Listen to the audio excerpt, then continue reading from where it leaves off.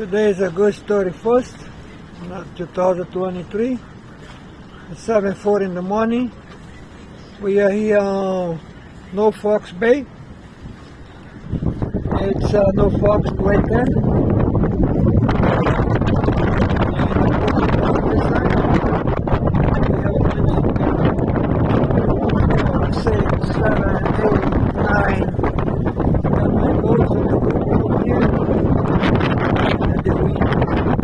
Started to pick up this morning,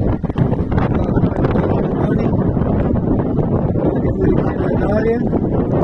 We are here on the hook, hoping for the best.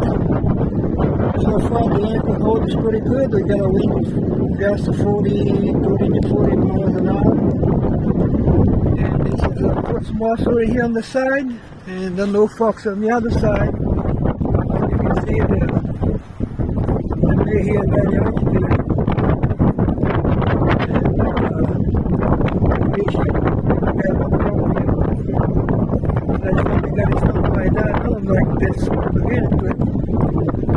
But I got lucky. I had to go by that hole.